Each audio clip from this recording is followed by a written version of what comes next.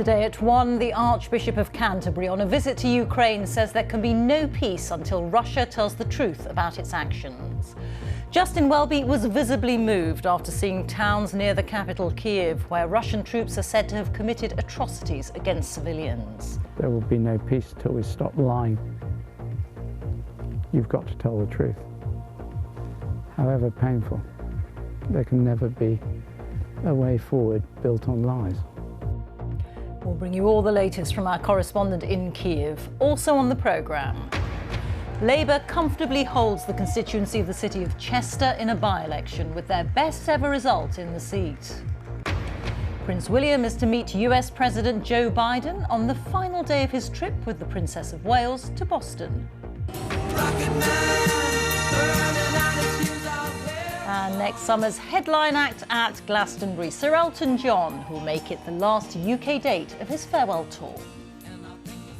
And coming up on the BBC News Channel, England's cricketers reached their highest total ever in Asia, scoring over 650 runs in their first test in Pakistan.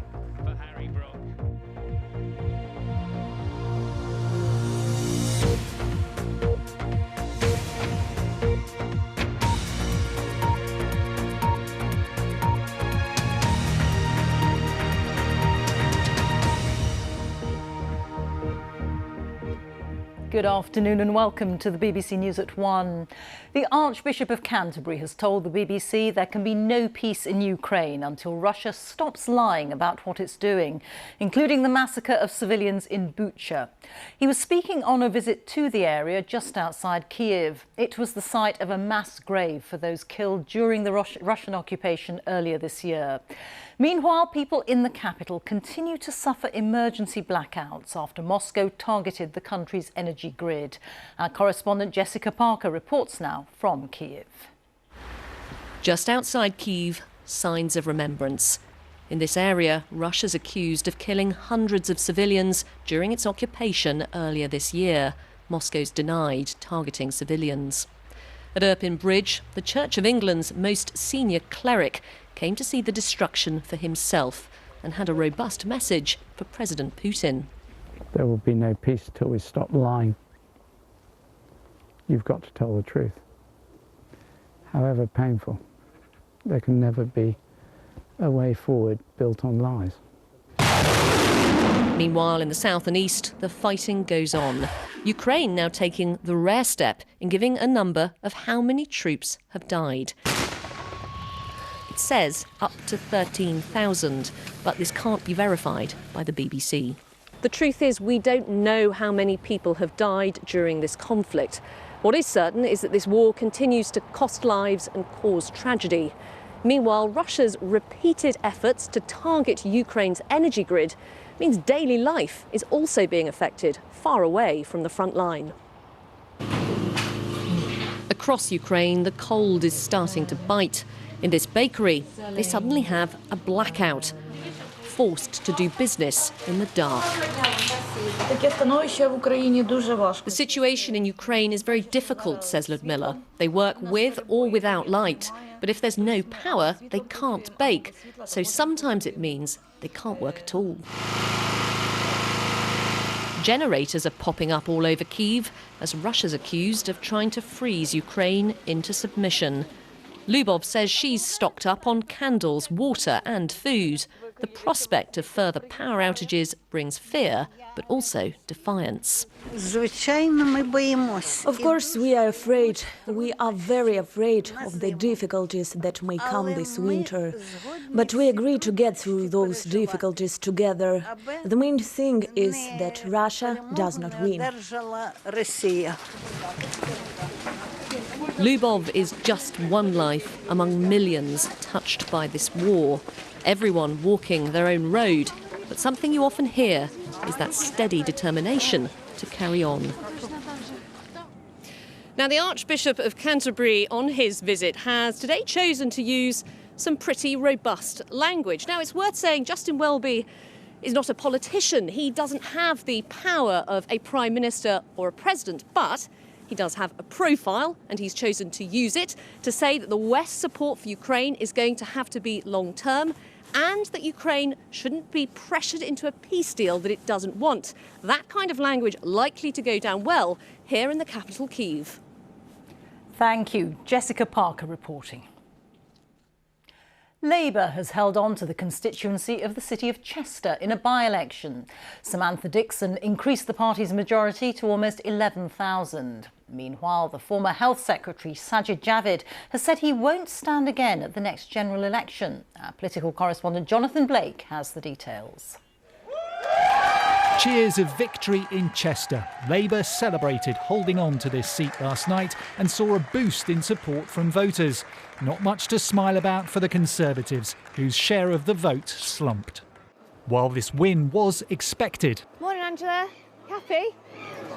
Labour's deputy leader turned up first thing to make the most of it and argue the Tories had taken a pelting. The result is a historic result. It's a huge majority for us here in this by-election, and it was very clear when we spoke to people on the doorstep that they've had enough of the Conservatives. They've had enough of them not dealing with the issues that people are facing, that the businesses are facing here at the moment, and that they want that change and they want a Labour government.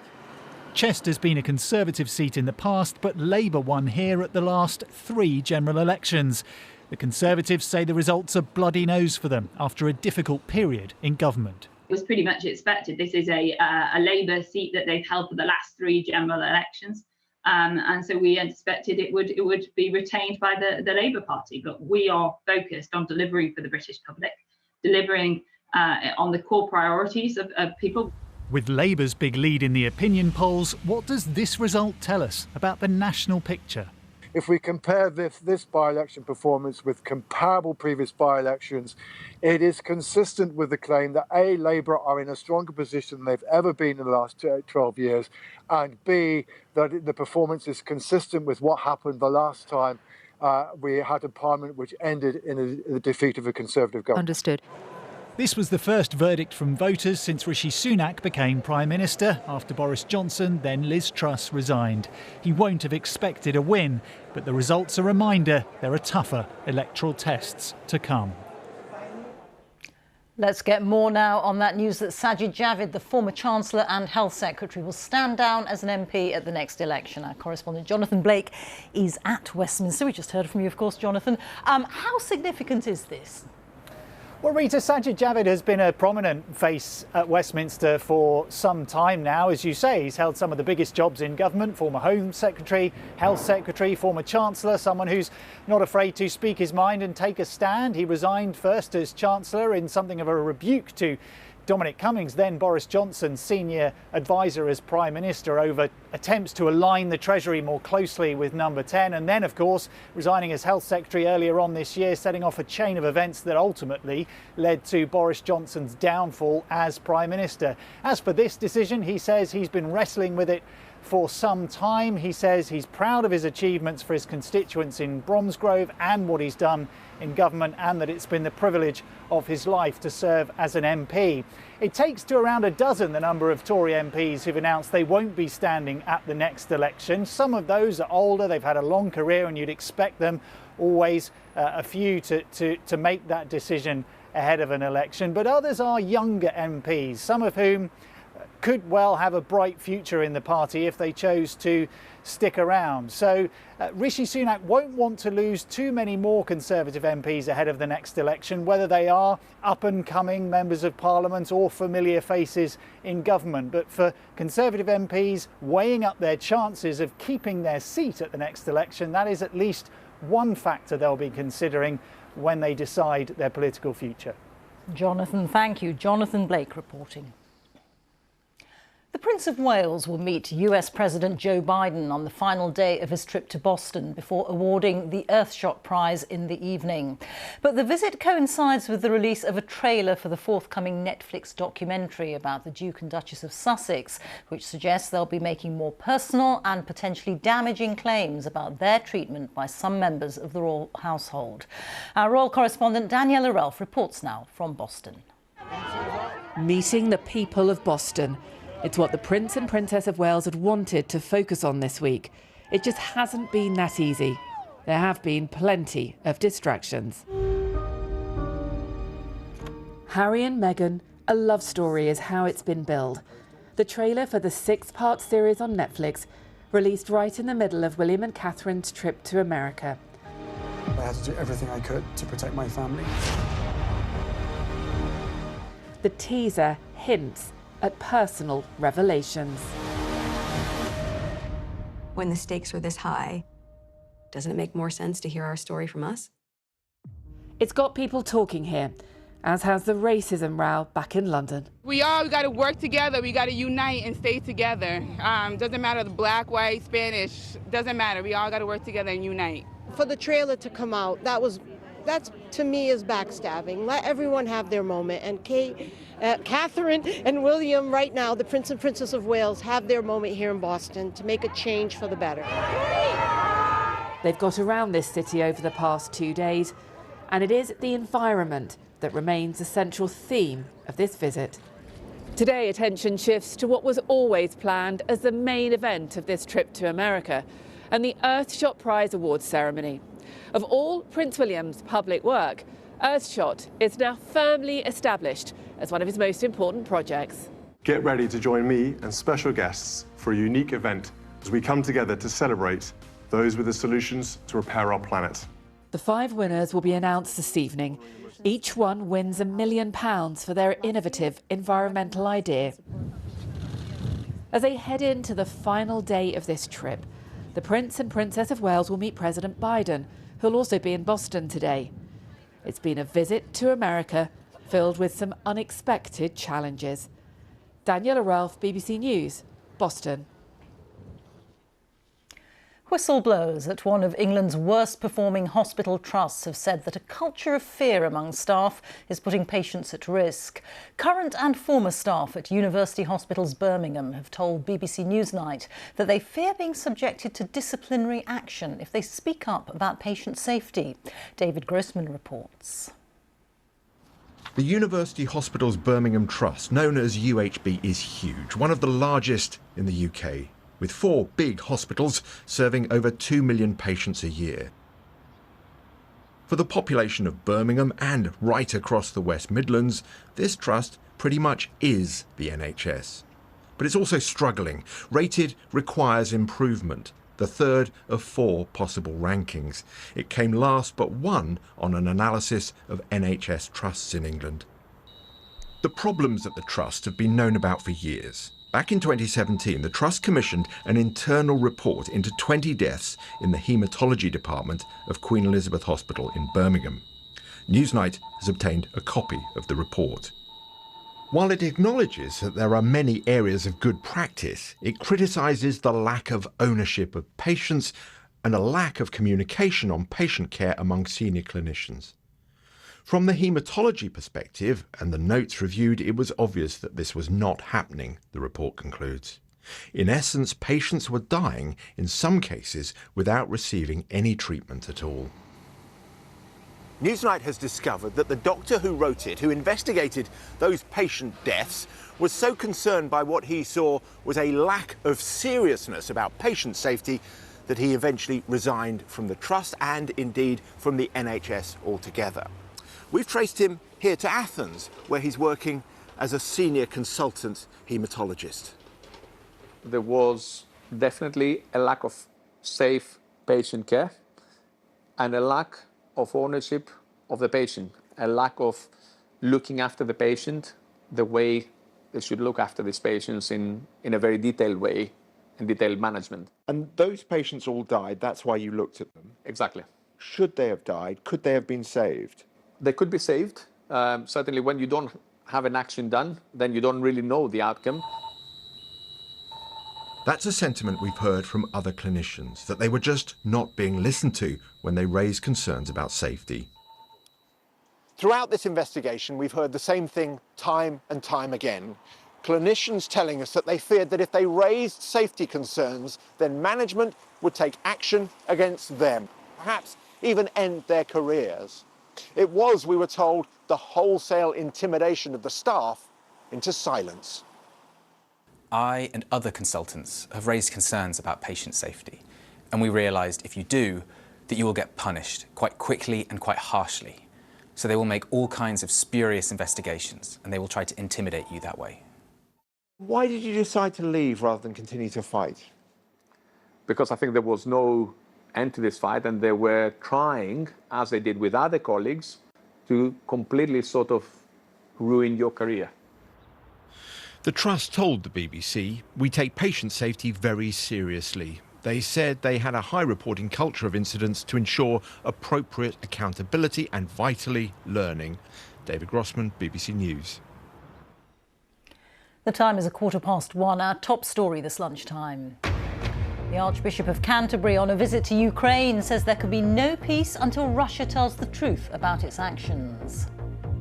And coming up, Pakistan hit back against England as the runs and records continue to flow in Rawalpindi.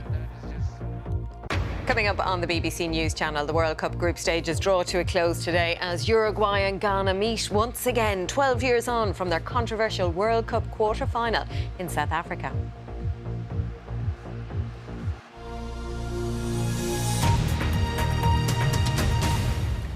The cost of living crisis is forcing many families to make tough decisions on what they will spend their money on this Christmas. New research suggests that worries about money mean that nearly half of us, 46%, are cutting back on what we will spend over the festive season, with 41% of people intending to give fewer gifts than usual. When it comes to eating and drinking, 30% say that they will buy less or buy cheaper food and drink. And since May, as food and energy bills have risen, the BBC has found that more than 3 million children have eaten for free or at discounted prices in supermarket cafes. Our cost of living correspondent Coletta Smith has the story. Supermarket cafes are becoming increasingly important. As warm spaces with long hours and relatively cheap food, you can see the appeal. So, all-day breakfast is still on. Yeah, don't worry, not we're too still got it late. on. No, amazing. Never too late in Morrison's Cafe for breakfast. Lemon drizzle, anything else? Julie's worked in this store for more than 20 years and knows all the familiar faces. Those two there are regulars. He's a regular. But there's been a big change in recent months. It's not just pensioners coming in for food or a cuppa. Around about 3:30, 20 to 4, we have a mad rush with the mums coming in with the kids, yeah. Morrison's have more cafes than any other supermarket and gave away 70,000 children's meals each week through the summer holidays and saw 30% more families in October half-term compared to the May half-term. We're definitely seeing more young families and more people buying into the deals, which I think obviously then fits in with what we're seeing from an economics perspective around the cost of living crisis. In a period of time where it's getting colder and often people are getting lonelier, it provides that safe space for people. Lots of those families are just looking for ways to make their budget stretch a little further. But yeah, it's just something to do. Like a day out in the warm, really. Yeah, that makes a big difference at the moment as well, doesn't it? Is your breakfast tasty? Yeah. Marks and Spencer's have been seeing the same after-school rush. I think there just is a thing about, new patterns. People do want to get out and about. They just want to do it in an affordable way. And I guess, cafes offer great value for families, and it's a lovely thing to do together, to do the shopping and then go and, have a nice lunch. Tesco and Asda cafes have also been offering free or cheap children's food. But Sainsbury's have closed 200 of their restaurants at the same moment that more people have come to depend on the supermarket cafe. We just come down on a Tuesday normally, just pop in. But I think some older people might be looking for somewhere to keep warm rather than using their own electric. Food's going up in price, so are restaurants, etc. And it's as it is, says on the tin, cheap and cheerful. But it's warm, and I guess that's a big part of and it as it's well. warm, it is warm. Busy cafes are bringing in more customers and profit for stores, but giving unexpected benefits to families this winter. Coletta Smith, BBC News in Birmingham. Well, the issue of steeply rising prices is affecting many European countries too. In Germany, the government is spending around €300 billion on measures aimed at shielding people and industry from higher costs, particularly soaring energy bills. Our correspondent Jenny Hill reports now from the city of Dresden. German business was built to endure, to keep this vast economy turning. But while it's the busiest time of year for this bakery, there's little in the way of festive cheer. Wages have increased drastically, energy costs have risen, the prices for our ingredients, butter has doubled in price. I can't pass all that on to the customers. After a pandemic pause, Germany's Christmas markets are back. The worry now, not how to stay healthy, but how to pay the bills. Alles Russland, alles Putin. It's all caused by Russia, by Putin, and we're paying, Josef tells us. This country was heavily reliant on Russian energy. Its government has scrambled to secure supplies for the winter. Now, it must ensure its citizens can afford them. So the government will pay 1 month's gas bill in December for households and small businesses. From January, Germany will cap gas and electricity prices. Ministers have increased benefits, and most people here have had a one-off payment of €300. It's all costing this country around €300 billion. The gas bill hasn't arrived yet, so let's see how it looks when it comes. The government is incapable of supporting us. They tell us help is on the way, but nothing is done. Chancellor Olaf Scholz could do with a boost to his popularity at home, and his European neighbours aren't impressed by his spending plans. After all, he resisted calls for an EU-wide gas price cap. Is he, they wonder, just putting Germany first? I think the opposite is the case. This is about stabilizing Europe. Germany is a decisive factor in that. We've seen the world newly divided. Economic centers have shifted. Look at America, China. We in Europe must make sure we keep up. Despite the financial help, businesses and households will still face higher bills, and Germany must conserve vital energy supplies. The season for giving has barely begun. Already, many are cutting back. Jenny Hill, BBC News, Dresden. At the World Cup, debate continues to rage over Japan's controversial winning goal last night in the World Cup in Qatar that saw them beat Spain 2-1, and that meant that the four-time winners Germany were knocked out of the tournament. The ball appeared to have gone out of play, but the goal was awarded after consultation with the video referee. The result saw Japan top their group and qualify for the knockout stages, while Germany failed to reach the last 16 for the second tournament running. Our sports correspondent Jane Dougal reports. Instantly lit up with debate. Did the ball cross the line? And does the angle of the camera affect perspective? There was a lengthy VAR check which determined the ball was in. This morning, the goal line technology camera was used, but that an animated graphic was not available. Every angle I've seen, nearly every camera, every video I've seen, the ball's over the line. Unless you go to a bird's eye view where you come down on it and you see some part of the ball that's on the line. I'd like to see the surface of the ball being the rule, but we can't change the rules. If I was going home because of it, yeah, I would feel devastated. Almost crying. Oh my God, it's unbelievable. It's two miracles. Beats Germany and beats Spain. The result left the Germans distraught as not for the... But the German headlines concentrated on their lack of performance, the end of a great football nation, a result that fits a big mess, and reasons for the Doha debacle. It's been a World Cup and devastating Kevin De Bruyne. They join four-time winners Germany in going home from a Winter World Cup where everything seems upside down. We can go now to Alex Howell, who is in Al Wakra, where England are training for Sunday's game. What's the mood like, Alex?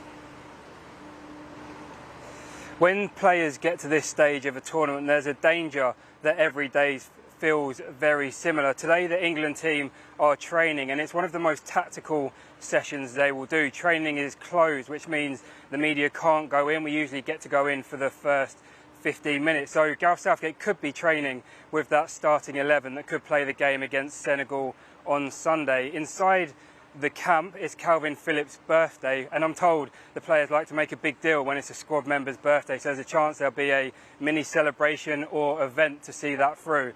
His club teammate John Stones will be speaking to us in the media shortly, and I'm sure he'll be asked about the upsets there's been so far in the tournament. Gareth Southgate will be hoping that the England team can get past Senegal without any scares and start focusing on the quarterfinals of the World Cup. Alex, many thanks.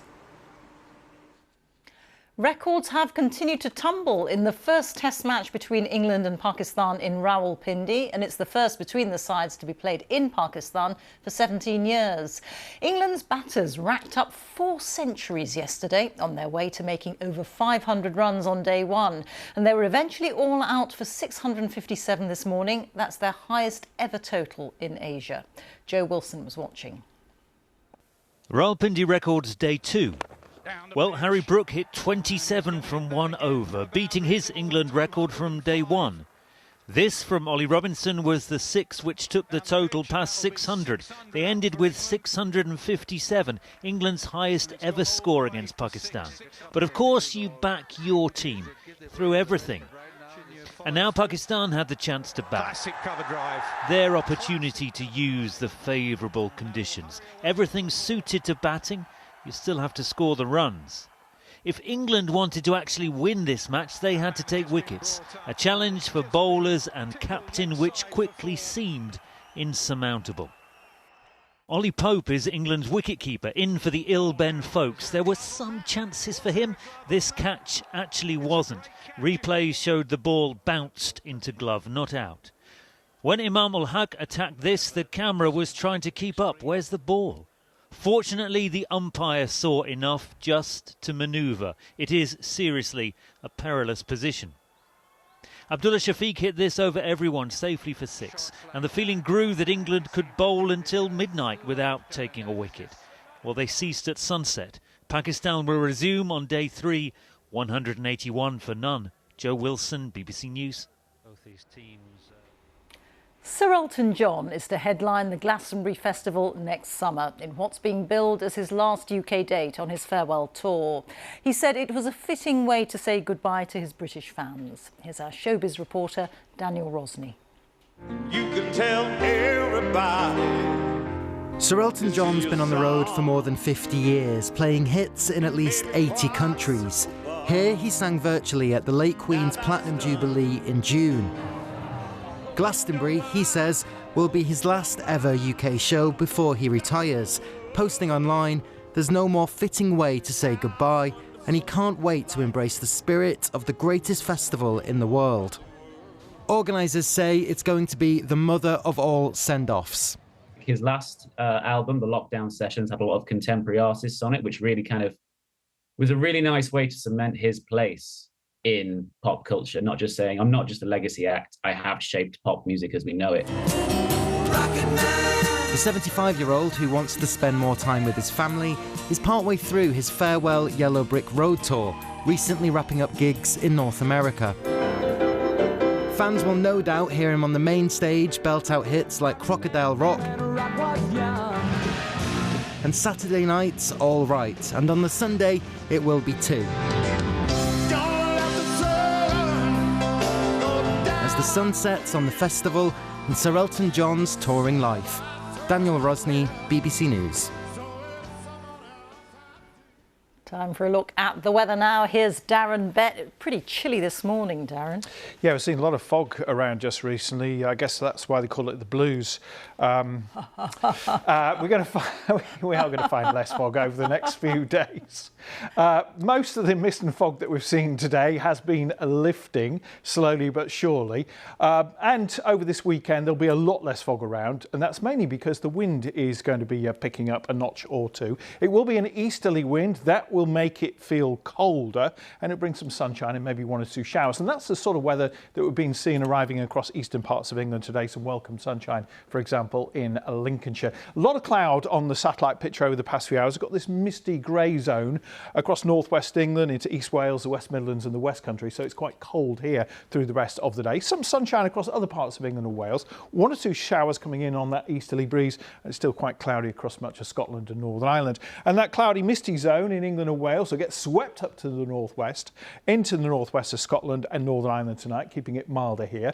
It gets colder and clearer in other parts of Scotland, and we'll see some broken cloud across England and Wales. So temperatures are going to be close to freezing, less fog around, but probably a bit more frost, a few showers coming in as well. Still got that cloud in Northern Ireland, should move away. It stays quite cloudy in northwest Scotland, maybe a bit of rain and drizzle here. Other parts of Scotland seeing some sunshine, and we'll get some sunshine at times for England and Wales. A few more showers coming into eastern areas on that breeze.